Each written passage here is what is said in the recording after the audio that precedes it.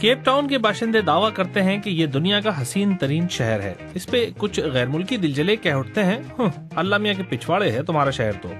کچھ بھی ہو، یہ میرا شہر ہے، ایک عظیم شہر جس کی زمین سمندر کا سینہ چیر کر اندر تک چلی گئی ہے، جہاں وہ طوفانوں سے اٹکھے لیا کرتی ہے۔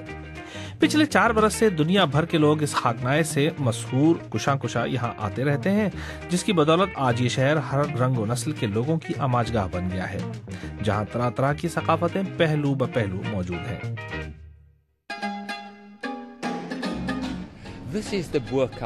یہ بوکاب کا تاریخی علاقہ ہے جو پہلے مالے کوارٹرز کہلاتا تھا۔ 1994 میں نسلی تفریق کی سرکاری پالیسی ختم ہونے کے بعد سے اس شہر میں جو تبدیلیاں آئی ہیں، یہ علاقہ ان کا بہترین مظہر ہے۔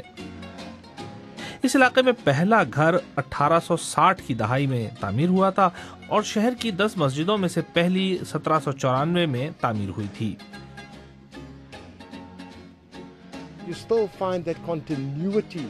جو برادری 200 سال سے یہاں آباد ہے وہ بھی اپنی روایات کو نہیں بھولی۔ مشرق سے آنے والے لوگوں کو یہاں کے رنگ بہت پسند آتے ہیں کیونکہ یہ ان کے باطن کی نمائندگی کرتے ہیں۔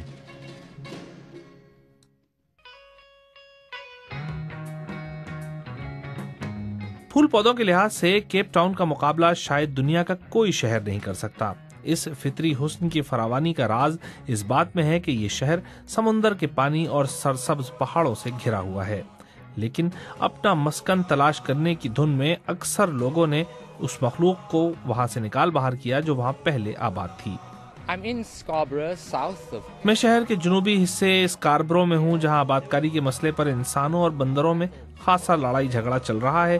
مسئلے کی جڑ اس علاقے میں ہے۔ یہاں کے گلی کوچوں میں بندر دندناتے پھرتے ہیں، کبھی کبھی ان کی شرارتیں خطرناک حدود میں داخل ہو جاتی ہیں، چنانچہ ان سے نمٹنے کے لیے رینجرز کے خصوصی دستے تعینات کیے گئے ہیں جو ہوائی فائر کر کے انہیں بھگا دیتے ہیں۔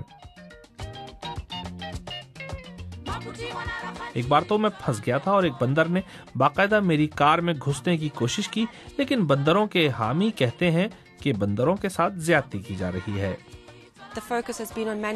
سب لوگ بندروں پہ قابو پانے کی فکر میں ہیں، انسانوں پہ قابو پانے کی کوئی بات نہیں کرتا۔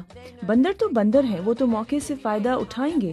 جب وہ کسی مکان، دکان یا اسکول پر ہلہ بولتے ہیں اور انہیں وہاں کھانے پینے کو کچھ مل جاتا ہے تو وہ بار بار وہاں حملے کرتے ہیں۔ اب یہ تو انسانوں کا کام ہے کہ وہ ایسی چیزیں بندروں کے ہاتھ نہ لگنے دیں جن کی لالچ میں وہ دوبارہ ہلہ بولیں۔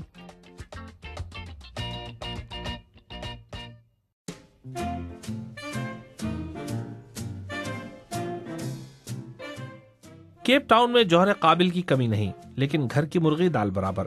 ان فنکاروں کے کمالات سے دوسرے علاقوں کے لوگ محظوظ ہوتے ہیں۔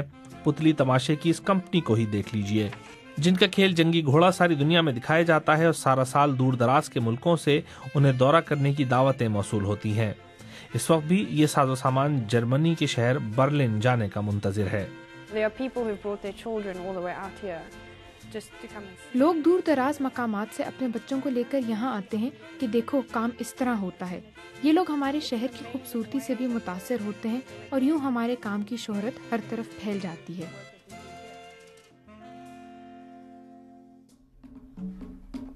کیپ ٹاؤن اگرچہ افریقہ میں واقع ہے، لیکن اس پر الزام رہا ہے کہ اس نے یورپی مزاج اپنا رکھا ہے۔ دراصل جب تک سرکاری سطح پر نسلی تفریق کی پالیسی لاگو تھی، یہاں کے سیاہ فام لوگوں کو دور دور ہی رکھا جاتا تھا، لیکن 1994 کے بعد سے میرے شہر پر لگا بدنامی کا یہ داغ دھل رہا ہے اور اب کیپ ٹاؤن سب کا شہر بنتا جا رہا ہے۔